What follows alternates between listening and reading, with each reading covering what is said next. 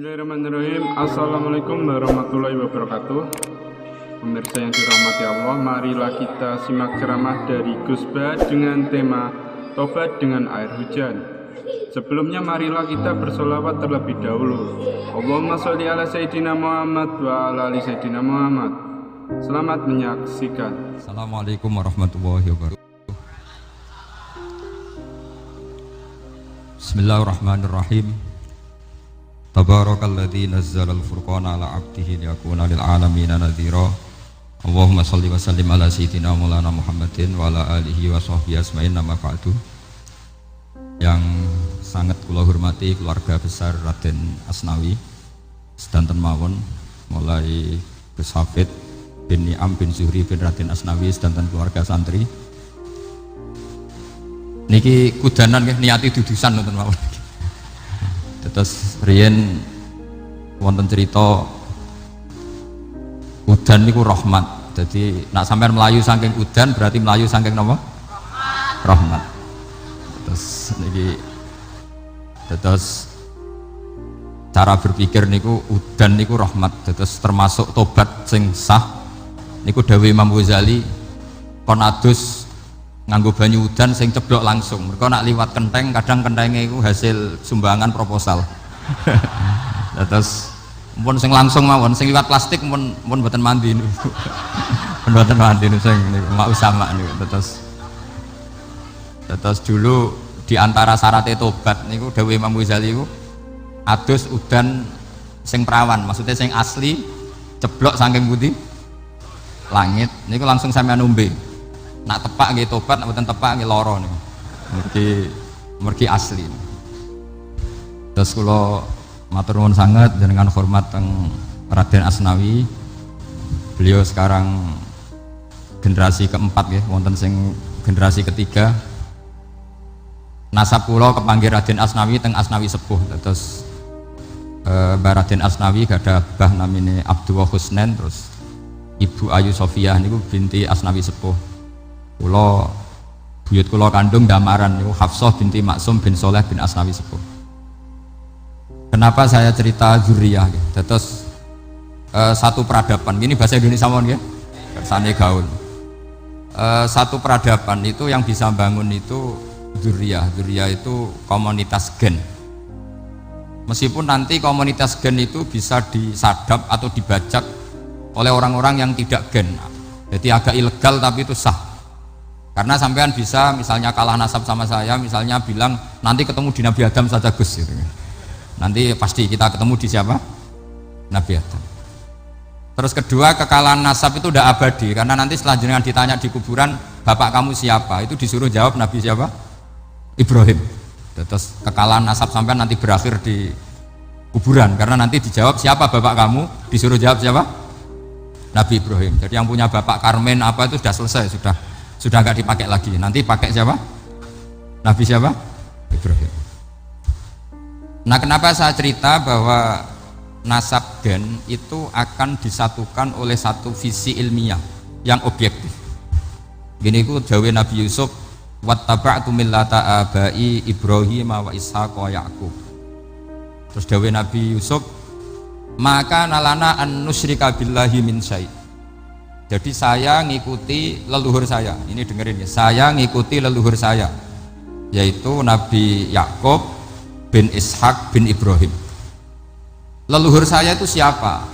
Maka nalana an nusyrika billahi min syai', yaitu keluarga besar yang tidak pernah melakukan kemusyrikan.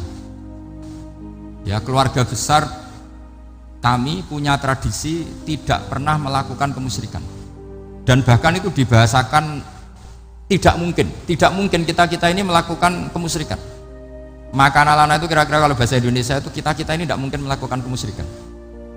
Nah, kenapa demikian? Itu berangkat dari logika yang permanen, disebut yusabbitu Allahu alladzina amanu bil qouli tsabiti fil hayatid dunya wa fil akhir. Logika permanen itu begini misalnya. Kita ini kan hidup dari bapak dari ibu terus sampai Nabi Adam. Kemudian setelah Nabi Adam ini berakhir, kemudian kita mau tidak mau berpikir Nabi Adam itu siapa? Terus diterangkan ternyata Nabi Adam itu satu makhluk hidup yang mulanya dari tanah. Lewat wahyu Allah, lewat titah Allah kun, kemudian jadi manusia yang bernama Adam. Sebelum Adam ada bumi, ada langit, ada cakrawala, macam-macam. Kemudian itu kita rumuskan lagi, asal usulnya adalah tidak ada. Adamiyun makhdun. Akhirnya kita tahu bahwa alam raya ini diwujudkan setelah dari tidak ada. Nah tentu terus kita berpikir, dari tidak ada menjadi ada itu pasti penyebabnya adalah sesuatu yang ada. Nah yang ada itu disebut wajibil wujud. Karena wajibil wujud ini wujud sendiri, nggak ada saingannya. Karena Allahu wala syai'amahu, Allah ada dan tidak ada pesaingnya. Maka kita ini berpikir nggak mungkin ada kekuatan manapun yang menyamai Allah. Sehingga nggak ada Yesus mungkin menyamai Allah, nggak ada Fir'aun, nggak ada Lata, nggak ada Uzza. Makanya disebut maka nalana an nusyrika billahi min syai'.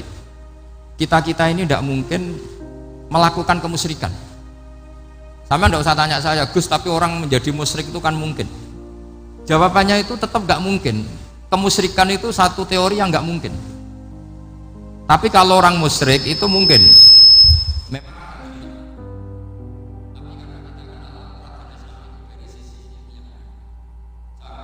Kitab beliau, mungkin saya termasuk pernah cucu yang membawa kitab beliau banyak ke Korea. Saya itu beli pesolatan tuh bukan 1-2 sampai 2 kerdus 3 kerdus. Itu mulai dulu, mulai saya ngiai sampai sekarang tak bawa ke Sragen, ke Solo Tigo, termasuk tak bawa ke Korea. Jadi mungkin ya ini GR saya ngaji di sini itu barokahnya jualan pesolatan. Tapi bukan jualan yang cari laba enggak, karena tak gratiskan, tapi itu dagang akhirat lah kira-kira gitu. Jadi kalau saya masuk neraka kita ora pantes bakul pesolatan kok masuk neraka gitu. Kayak itu enggak pantes itu. Karena saya termasuk orang ya yang cara berpikir itu optimis. Dulu di sini ada orang alim alama namanya Raden Asnawi. Terus kemudian sejarah agak berpolemik, ada yang mengatakan beliau itu muridnya Syekh Nawawi, ada yang mengatakan tidak. Apapun itu yang saya yakini adalah beliau ya saling istifadah lah, saling bermanfaat bagi Syekh Nawawi Banten. Saya punya catatan sejarah banyak tentang Raden Asnawi karena guru-guru kita itu akan ketemu di Syekh Nawawi Banten. Yaitu kita tahu misalnya saya ngaji Mbah Mun ngaji Mbah Zubair misalnya ngaji Syekh Fakih Mas Kumambang, ngaji Mbah Mahfud, terus ngaji Sayyid Abi Bakar Sato, terus ngaji Sayyid Zaini Dahlan. Kalau keluarga sini mungkin misalnya Gus Hafid, Mbah Niam, Mbah Zuhri, terus Raden Asnawi. Raden Asnawi kita tahu nikah dari istri mudanya Syekh Nawawi, yaitu Nyai Hamdana. Saya sering diceritani Mbah Mun, terus Nyai Hamdana punya anak yang namanya Zuhriyah dari Syekh Nawawi. Kemudian setelah dinikahi Raden Asnawi punya anak namanya Zuhri, Minan, Niam, terus sampai ke Gus Hafid, Hafid bin Niam. Kenapa saya cerita ini? Karena kealiman itu adalah sesuatu yang dibanggakan Allah. Imam Amudi itu ulama ahli matematika. Jadi ada ulama itu ahli matematika. Dia nggak pernah ngajarkan pesolatan, zakat, sholat, tapi dia ngajar matematika. Kemudian dari matematika itu beliau menjadi ahli tauhid. Sehingga nanti Munkar Nakir itu nggak akan tanya dia marrobuka wa manabuka, karena dia punya rencana. Yang ngajar tauhid itu saya, kata.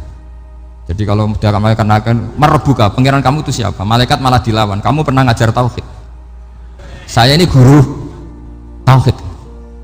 Singkat cerita, saking keramatnya Imam Amudi, kata Allah, ya Amudi, presentasikan ilmu tauhid yang lewat jalur matematika ke semua malaikat saya. Semua malaikat saya tahu cara berpikir matematis. Karena malaikat itu imannya itu iman mauhibah, karena dia malaikat, ya iman karena tahu neraka, tahu surga, terus dia iman. Kalau kita enggak, kita iman tuh pakai logika, jadi lebih keren.